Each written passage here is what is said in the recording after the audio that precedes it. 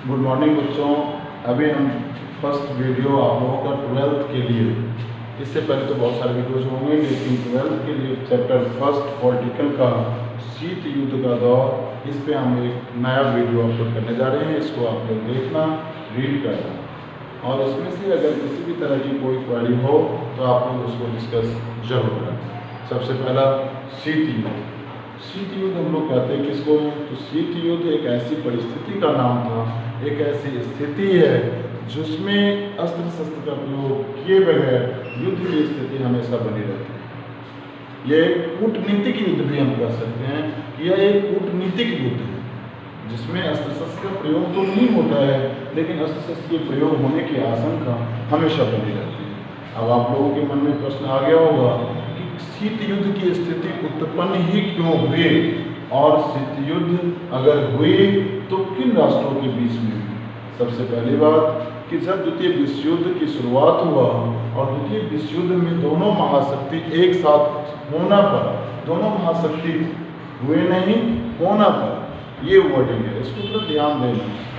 अब होता क्या है कि कुछ टीचर आप लोगों को बहुत सारी बातें किताब से पढ़कर और आप लोगों को बताते रहते हैं, लेकिन जो मैं बता रहा हूँ उसको थोड़ा ध्यान से देखना, लॉजिकली रूप कि पूरा का पूरा कंसेप्ट ही आपके सामने क्लियर हो जाएगा। जब अमेरिका की सीपोर्ट पोर्ट ब्लेयर पर जापान ने आक्रमण कर दिया और जब रूस का क्षेत्र, सियाचिन का क्षेत्र जिस पर चीन अब ये जर्मनी आक्रमण कर दिया, अब दोनों महाशक्ति के सामने सबसे बड़ी समस्या थी कि अपने अपने क्षेत्र को बचाना, क्योंकि दोनों में बहुत ज़्यादा ही डिफरेंस रहा। दोनों में डिफरेंस होने के कारण ना तो अमेरिका कभी रूस के साथ आ पा रही थी या यूएसएसआर के साथ, सोवियत महासंघ के साथ, और ना ही सोवियत महासंघ कभी अमेरिका के साथ दिया। लेकिन परिस्थिति ऐसी उत्पन्न हो गई कि अब दोनों महाशक्ति के सामने सबसे कठिन समस्या था कि इन दोनों राष्ट्रों को रोकना, किस तरह से इसका सामना कर सकते हैं। इस परिस्थिति को देखते हुए अब अमेरिका और सोवियत महासंघ दोनों के बीच संधि हो, लेकिन एक कहावत है कि बनावटी संधि बनावटी की तरह ही होती है। यही हुआ भी, द्वितीय विश्व युद्ध में ही ये संधि हुआ और द्वितीय विश्व युद्ध के समाप्त होते होते ये संधि भी समाप्त हो गई, और यहाँ से फिर दोनों महाशक्ति में एक होड़ सा लगा। ये होड़ इतना आगे बढ़ा, इतना आगे बढ़ा, और इस तरह की विकट परिस्थिति को उत्पन्न कर दिया जिसका नाम शीत युद्ध देना है। अब देखिए शीत युद्ध क्यों उत्पन्न हुई। तो सबसे पहली बात, जब युद्ध द्वितीय विश्व युद्ध समाप्त होने वाला था, जापान आत्मसमर्पण करने वाला था, ऐसी परिस्थिति में अमेरिका और सोवियत महासंघ दोनों के बीच एक अनुबंध हुए कि हम दोनों अलग अलग डायरेक्शन से सैनिक हमला करें, न कि परमाणु बम का इस्तेमाल करें। सैनिक हमला करेंगे और जापान को आत्मसमर्पण करने पर मजबूर करें।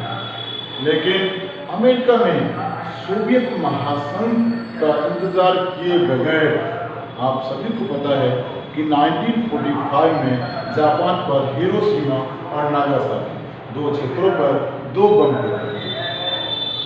इसका कूट नाम आप लोगों से पूछता है, इसका कूट नाम था लिटिल बॉय और फैट मैन। क्या नाम था? लिटिल बॉय और fat man. That's clear. Little boy और फैटमैन इसका नाम था। इन दोनों परमाणु बम से जापान को आत्मसमर्पण करने पर मजबूर तो कर दिया, लेकिन यहीं पर सोवियत महासंघ के मन में एक आशंका उत्पन्न हो गई।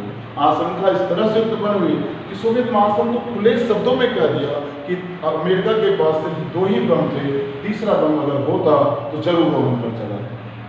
इतनी दोनों के बीच मतभेद इतना ज़्यादा बढ़ गया। अब देखिए यहीं से 1945 के बाद दोनों महाशक्ति अपने अपने विचारधारा पे फिर आगे बढ़ना शुरू कर दिए। दोनों कूटबंदी की नीति को अपनाने लगे, दोनों हथियारबंदी की नीति को लेकर आगे बढ़ने लगे। आप सभी को पता होगा कि 1948 में 1948 में मार्शल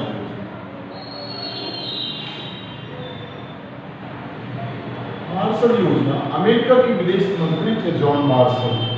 इन्हीं के नाम पर अमेरिका ने पश्चिमी यूरोपियन राष्ट्रों को आर्थिक सहायता दिया और विकास के लिए एक मॉड्यूल, एक प्रारूप दिया, जिससे कि पश्चिमी यूरोपियन राष्ट्रों को बहुत फायदा हुआ। लेकिन निस्वार्थ भाव से तो कोई इस तरह से मदद कर ही नहीं सकता था। 1949 में इन्हीं राष्ट्रों से नाटो संगठन बनाया। नाटो संगठन,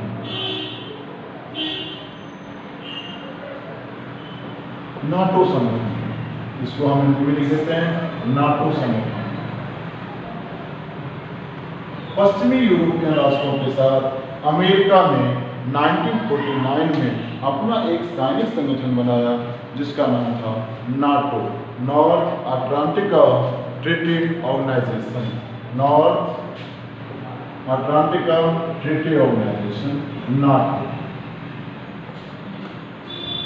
1954 में सीटो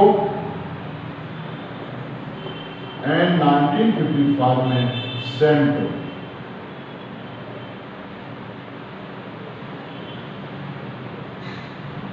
दो संगठन बनाए। ये सारे संगठन अमेरिका बना, ये सारे ही संगठन अमेरिका बना रहा था। South East Asian Treaty Organization, दूसरा था 1955 में सेंटो, सेंट्रल ट्रीटी ऑर्गेनाइजेशन। ये तीनों ही सैनिक गठबंधन था अमेरिका में। अब एक तरफ अमेरिका अपना गठबंधन बनाया जाए और सोवियत महासंघ चुप बैठ जाए, ऐसा तो हो ही नहीं सकता था। अब सोवियत महासंघ 1955 में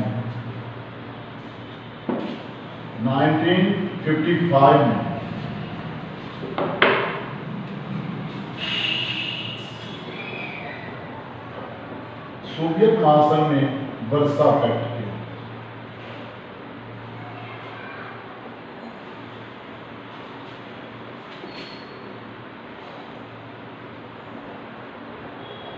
वर्सा पैक्ट।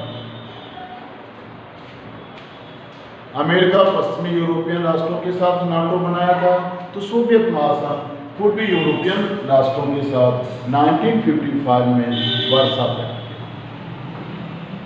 बच्चों, यहाँ पर पूरा क्लियर होकर चलना है कि भाई दोनों महाशक्ति अपना सैनिक गठबंधन बनाने में लगी पड़ी थी, हथियार बंदी की होड़ में लगी पड़ी थी कि ज़्यादा से ज़्यादा हथियार हमारे पास आ जाए, ज़्यादा से ज़्यादा हथियार हमारे पास आ जाए। इसी में दोनों महाशक्ति लगी थी। लेकिन एक बात और ध्यान रखना बच्चों कि जब परमाणु बम का उपयोग हो गया तो कोई भी महाशक्ति ही क्यों ना हो, कोई भी अब युद्ध नहीं चाहता, युद्ध कोई भी नहीं चाहता। लेकिन दोनों महाशक्ति के बीच अपनी हमेशा टकराते थे। लेकिन अब यहाँ पर थोड़ी सी बातें और हम करेंगे। 1955 में ही गुटनिरपेक्षता की नींव रखी।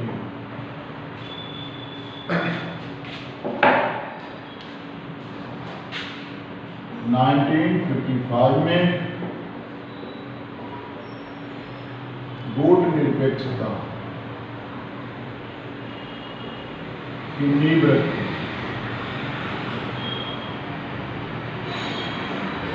इसमें हमारे देश का भी बहुत बड़ा हाथ रहा। गुटनिरपेक्षता में हमारे देश भी आगे था। पंडित नेहरू जी भी इसमें महत्वपूर्ण भूमिका निभाए थे। इसमें 5 राष्ट्र थे, भारत, मिस्र, घना, इंडोनेशिया और फिलीपींस। इन 5 राष्ट्रों ने ही मिलकर गुटनिरपेक्षता की नींव रखी। आप लोगों से क्वेश्चन पूछता है कि गुटनिरपेक्षता के 2 संस्थापक का नाम बताएं, तो अगर 2 संस्थापक पूछता है तो आप इसलिए बता देंगे कि पंडित